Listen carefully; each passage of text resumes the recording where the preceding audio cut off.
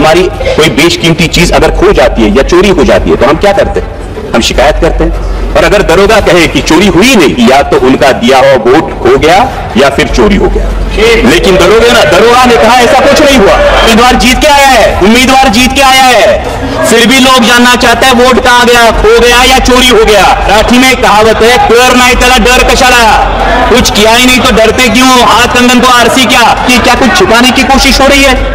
क्या दाल में कुछ काला है या पूरी दाल ही काली है? ये सत्ता पक्ष विपक्ष की बात नहीं है अध्यक्ष महोदया, लेकिन लोकतंत्र मजबूत रहने के लिए जनता का चुनावी प्रक्रिया पर विश्वास कायम रहना बहुत जरूरी है। 5% ईवीएम में मॉकपोल की जगह वोट वेरिफिकेशन कराया जाए और साथ ही में चुनाव प्रक्रिया में अधिक पारदर्शिता लाने के लिए ईवीएम का लॉग डेटा उम्मीदवारों को दिया जाए कि हमें नॉनवेज खाना है या वेज खाना है, तो मतदाताओं के पास विकल्प क्यों नहीं है? उन्हें मतदान बैलेट पेपर से करना है या ईवीएम से करना है? कि पूरे देश में मतदाता को पता चले कि उसका वोट गया कहां है, तभी तो लोकतंत्र मजबूत होगा। और इसीलिए छोड़ो कल की बातें, कल की बात पुरानी, नए दौर में लिखेंगे मिलकर नई कहानी, हम हिंदुस्तानी।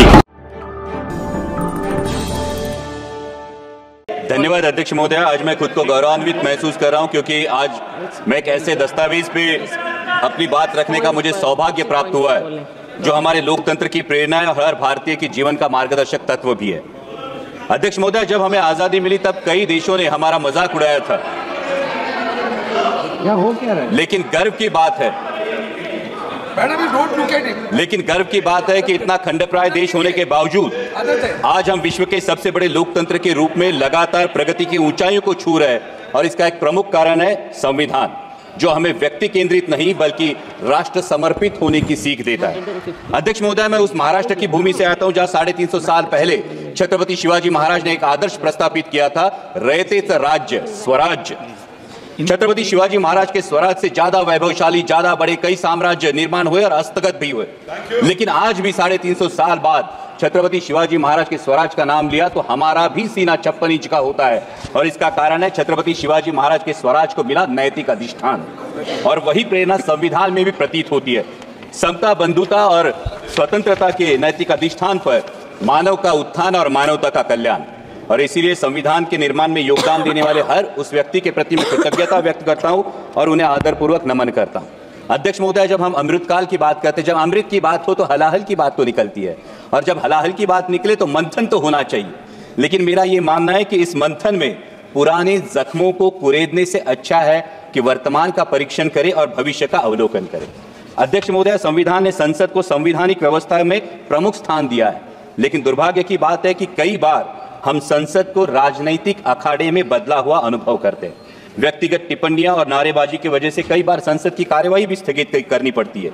किसी नेता का किसी पूंजीपति से क्या संबंध है, कौन नेता किसकी फ्लाइट में कहां गया, या किस विदेशी नेता ने किस नेता को डोनेशन दिया, इन बातों से हमें लगता है ये महत्वपूर्ण होना चाहिए कि हमारे देश के किसान की, नौजवान की, आम आदमी की आवाज यहां उठाई जाती है या नहीं, उसकी समस्या का यहां समाधान होता है या नहीं।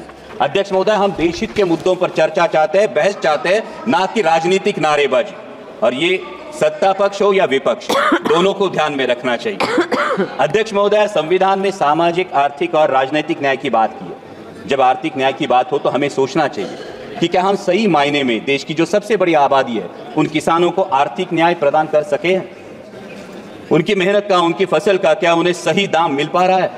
प्याज हो, सोयाबीन हो, दूध हो या कपास उत्पादक, किसी भी किसान से अगर आज हम पूछे कि वह आज की स्थिति में वो खेती आउट ऑफ चॉइस कर रहा है या आउट ऑफ कंपल्शन, ये तो मानना पड़ेगा, हर किसान को ये कहना पड़ेगा ये आउट ऑफ कंपल्शन उसे खेती करनी पड़ रही है, क्योंकि उसके पास दूसरा कोई चारा नहीं है, रोजगार का दूसरा कोई जरिया नहीं है। सरकार किसान सम्मान जैसी योजनाएं तो लाती है, लेकिन किसान का असली सम्मान तभी होगा जब उसकी फसल को सही दाम मिलेगा। किसानों के हित में देश की इंपोर्ट और एक्सपोर्ट पॉलिसीज बनाई जाएंगी। जो आर्थिक न्याय की बात किसानों को लागू होती है, वही बात देश के नौजवानों को भी लागू होती है। संविधान में गरिमापूर्ण जीवन की बात की गई है, लेकिन हर इंटरव्यू की लाइन में खड़े हुए नौजवान युवकों की भीड़ देखे या प्यून की नौकरी के लिए पीएचडी के छात्र कतार में खड़े देखे तो हम ये सोचने पर मजबूर हो जाते हैं कि क्या देश के भविष्य को हम गरिमापूर्ण जीवन दे रहे हैं? क्या उनकी शिक्षा के अनुसार उन्हें आर्थिक न्याय दे पा रहे हैं? अध्यक्ष महोदय, जब सरकार कहती है कि वो 80 करोड़ देशवासियों को मुफ्त में राशन देती है, इसके अभिनंदन के साथ ही हमें अंतर्मुख होकर यह भी विचार करना होगा कि आजादी के 75 वर्षों बाद भी अगर 80 करोड़ देशवासियों को मुफ्त में राशन देना पड़े तो क्या यह उपलब्धि है या विफलता? क्योंकि जनता मुफ्त का राशन नहीं बल्कि हक का रोजगार मांग रही है, और मुफ्त के राशन से गरिमा नहीं बढ़ती, हक के सम्मानजनक कमाई से बढ़ती है। अध्यक्ष महोदय, जब सामाजिक न्याय की बात आती है तो हमें ध्यान रखना चाहिए कि हमारा धार्मिक ग्रंथ चाहे जो भी हो, वो गीता हो, बाइबल हो, कुरान शरीफ हो या गुरु ग्रंथ साहिब हो, उसे हमें दिल में रखना जरूर है, लेकिन दिमाग में सबसे पवित्र राष्ट्रीय ग्रंथ संविधान को रखना होगा। हिंदू, मुसलमान, सिख, ईसाई कोई भी हो, वो दहलीज के अंदर, लेकिन दहलीज के बाहर कदम रखते ही उसे सिर्फ और सिर्फ भारतीय बनना होगा। तभी तो संविधान के धर्मनिरपेक्षता के तत्व का सम्मान होगा। किसी मस्जिद के नीचे क्या है या मंदिर के पीछे क्या है, इस चर्चा में जाने वाला न्यायपालिका, मीडिया तथा सरकार का वक्त अगर राष्ट्र निर्माण और देशवासियों की प्राथमिकता के लिए सदुपयोग में लाया जाएगा तो इसमें देश का हित होगा। अध्यक्ष महोदय, हमारा संविधान हमें असहमति की भी अनुमति देता है, लेकिन वर्तमान में कुछ तत्व सरकार से असहमति रखने वालों को देशद्रोही करार देने लगते हैं। अध्यक्ष महोदय, क्या यह असहमति के तत्व का सम्मान है? देश को आजाद कराने वाले सत्याग्रहियों और क्रांतिकारियों के बीच भी आजादी के मार्ग को लेकर असहमति जरूर थी, लेकिन दोनों का मकसद एक ही था, देश की आजादी। और इसी प्रकार आजाद भारत में भी असहमति का मकसद एक ही होना चाहिए, वो है देश हित। अध्यक्ष महोदय, डॉक्टर बाबा साहेब आंबेडकर ने कहा था कि संविधान मात्र एक कानूनी दस्तावेज नहीं है बल्कि हमारे जीवन का सारथी है। लेकिन आज हमारी शिक्षा प्रणाली में नागरिक शास्त्र का अध्ययन महज 20 मार्क के लिए होता है, महज 20 मार्कों के लिए। और शालेय शिक्षा के बाद तो जैसे आम नागरिक का नागरिक शास्त्र से हाथ ही छूट जाता है। आज हम देख रहे हैं कि शहरी आबादी लगातार बढ़ती जा रही है, लेकिन शहरों में वोटिंग परसेंटेज लगातार घटता जा रहा है। कई मतदाताओं तो ये तक पता नहीं होता कि स्थानिक स्वराज्य संस्थाओं का काम क्या है, विधानसभा का काम क्या है और संसद का काम क्या है। और यह भी वास्तविकता है कि कई बार मतदान जाति के आधार पर होता है या फिर धर्म के आधार पर होता है। इस स्थिति से उभरने के लिए हमें नींव मजबूत करनी होगी, न कि सिर्फ स्कूलों में बल्कि कॉलेजों में, कॉर्पोरेट में, कंपनियों में संविधान के प्रति सजगता के लिए हमें ठोस कार्यक्रम के बारे में सोचना होगा। और अध्यक्ष महोदय, अंत में मैं बात करूंगा राजनीतिक न्याय की। हमारे संविधान ने एक व्यक्ति एक वोट का अंगीकार किया है, और यह संविधान की खूबसूरती है कि देश की झुग्गी झोपड़ी में बसने वाले एक सामान्य देशवासी को भी एक मत का अधिकार है, और देश के आदरणीय प्रधानमंत्री जी को भी एक ही मत का अधिकार है। और इसलिए मैं मानता हूं कि हमारा वोट ये सिर्फ संविधान ने दिया हुआ अधिकार नहीं, ये हमें दिया हुआ एक बेशकीमती उपहार है। लेकिन अध्यक्ष महोदय, अगर हमारी कोई बेशकीमती चीज अगर खो जाती है या चोरी हो जाती है तो हम क्या करते हैं? हम शिकायत करते हैं। और अगर दरोगा कहे कि चोरी हुई नहीं तो हम क्या करते हैं? फिर हम अपने आप से तहकीकात करने की कोशिश करते हैं, हम तफ्तीश करने की कोशिश करते हैं। लेकिन अध्यक्ष महोदय, महाराष्ट्र के विधानसभा चुनाव में कई मतदाताओं को आशंका है कि या तो उनका दिया हुआ वोट खो गया या फिर चोरी हो गया। लेकिन दरोगा ने कहा ऐसा कुछ नहीं हुआ। और इसलिए महाराष्ट्र, सर ये तो लोगों का कहना है, इसलिए महाराष्ट्र के सोलापुर जिले के मार्कड़वाड़ी के लोगों ने बैलेट पेपर पर यह जानने की कोशिश की कि उनका मत गया कहां, लेकिन प्रशासन ने इस पर रोक लगा दी। इन्होंने, मैं ये डिस्क्लेमर ही देता हूं, मैं ईवीएम से आया हूं, लेकिन जिन मतदाताओं की आशंका है उन मतदाताओं की बात यहां रखना मैं समझता हूं मेरा कर्तव्य है। ना उन्होंने इलेक्शन पे अविश्वास दिखाया था, ना उनको फैसले पे आपत्ति थी, क्योंकि वहां पे तो उम्मीदवार जीत के आया है। फिर भी लोग जानना चाहते हैं वोट कहां गया, खो गया या चोरी हो गया। लेकिन उन्हें यह करने से मना करना, क्या यह राजनीतिक अधिकार है? अध्यक्ष महोदय, लोकतंत्र में चुनाव प्रक्रिया की बहुत अहम प्रक्रिया है। और महाराष्ट्र में विधानसभा चुनाव के बाद, जैसा मैंने कहा, मैं चुन के आया हूं ईवीएम पे, लेकिन मतदाताओं में एक संभ्रम है, एक असमंजस है और कई सारे संदेह, कई सारी आशंका है। लोकसभा चुनाव के बाद महज 6 महीनों में लाखों मतदाताओं के नाम मतदाता सूची में जुड़े हैं, और इलेक्शन कमीशन बार बार मांग करने के बाद भी ये सूची विपक्ष को नहीं सौंप रही है।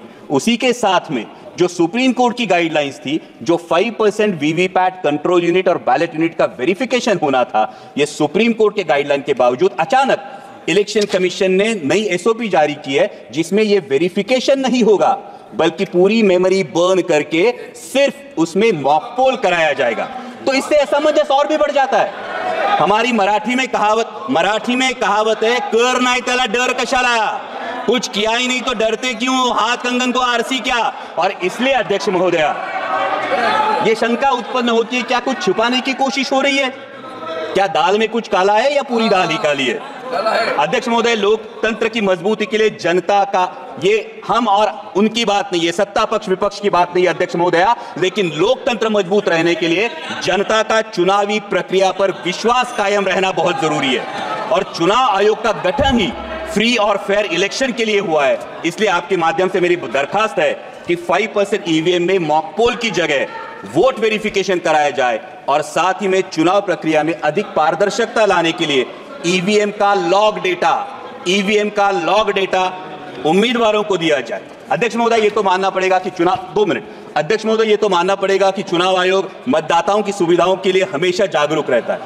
लेकिन जैसे रेस्टोरेंट में जाने के बाद हमारे पास विकल्प होता है कि हमें नॉनवेज खाना है या वेज खाना है, तो मतदाताओं के पास विकल्प क्यों नहीं, उन्हें मतदान बैलेट पेपर से करना है या ईवीएम से करना है। जिसका बैलेट पेपर पर विश्वास हो वो बैलेट पेपर से मतदान करे, जिसका ईवीएम पर विश्वास हो वो ईवीएम पर मतदान करे। ये अवसर है अध्यक्ष महोदया, देश के, विश्व के सबसे बड़े लोकतंत्र के पास एक अवसर है कि अमृत काल में माननीय प्रधानमंत्री जी के नेतृत्व में एक ऐसी व्यवस्था बने कि पूरे देश में मतदाता को पता चले कि उसका वोट गया कहां है, तभी तो लोकतंत्र मजबूत होगा। और अंत में इतना ही कहूंगा अध्यक्ष महोदय, राष्ट्र प्रथम के साथ स्वतंत्रता प्रथम, समानता प्रथम, बंधुता प्रथम और धर्मनिरपेक्षता प्रथम का अगर हमारे जीवन में अंगीकार हो तो वर्तमान में संविधान का सम्मान और बढ़ेगा और भविष्य में हमारा लोकतांत्रिक गणराज्य विश्व की महाशक्ति बनकर उभरेगा। और इसीलिए छोड़ो कल की बातें, कल की बात पुरानी, नए दौर में लिखेंगे मिलकर नई कहानी, हम हिंदुस्तानी।